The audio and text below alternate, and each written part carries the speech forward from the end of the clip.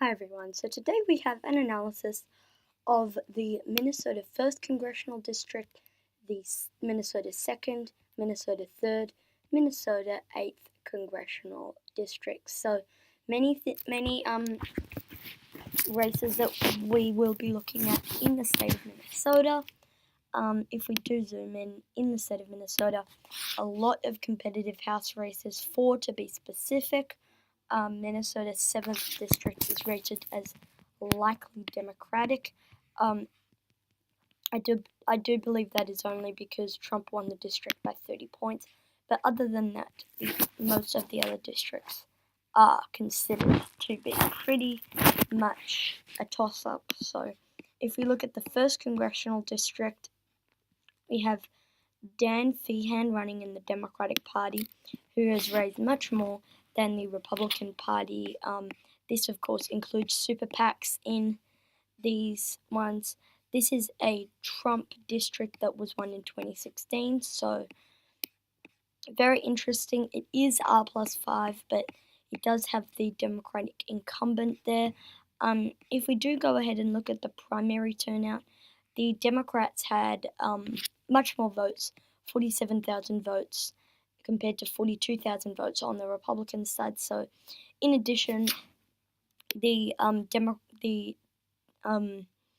candidate for the 1st Congressional District got much more votes individually than the Republicans. So, with all of that being said, in the 1st Congressional District, I believe that this is leaning Democratic.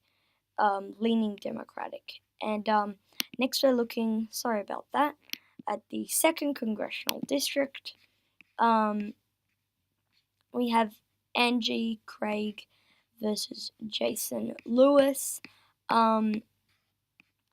We do have some polling data. We have a 1-point advantage for Jason Lewis. It was done by his campaign, so considering that, you would probably make a 2 or 3-point lead for the Democrats, considering that they are all a toss-up.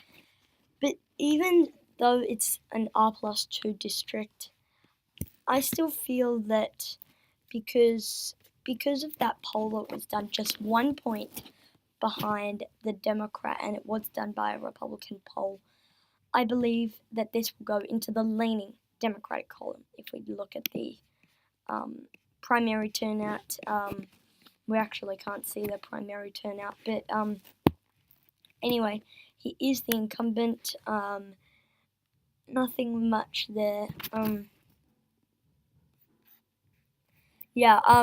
So anyway, we have the 3rd Congressional District now. We have Eric Paulson, much less votes than the Democratic side in the 3rd Congressional District.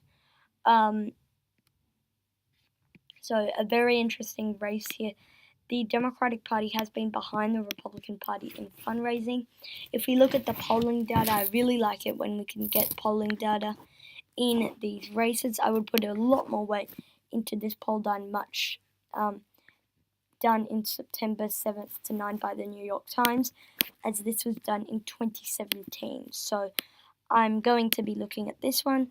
We have a New York Times poll that has the Democrat 9 points ahead of the Republican, and he's over the 50% mark, so that's very interesting. It was won by Hillary Clinton, and considering all of that, I think that the 3rd Congressional District is going into the leaning Democratic column. Next, we have the 8th Congressional District, where we have the Democrat Joe Randovich, something like that. And then we also have the Republican Pete Stauber. So I think I'm pronouncing these names incorrectly. But we have many races, so 50,000 votes on the Republican side, 70,000 votes on the Democratic side. So definitely an advantage for the Democrats in the primary turnout. However, the Republican has been outraising the Democrats. It was won by Donald Trump, and considering the polling data, there are a lot of undecided voters, and considering that it did go for Trump and it is an R+4, many of those undecided voters are likely Republicans, which is why I'm putting this 8th congressional district into the tilt Democratic column. But why it's not in the tilt Republican column is because if we look, there were many counties in Minnesota where, and considering considering the generic ballot polling, if I refresh it, it might have some new updates. 40.3% for the Republicans, 49.2%. They're nearing that 50% mark. So interesting races there. If we look at Trump's approval rating, if I refresh it, it should come 40.3% approval rating, 53.8% disapprove. So not the best numbers there.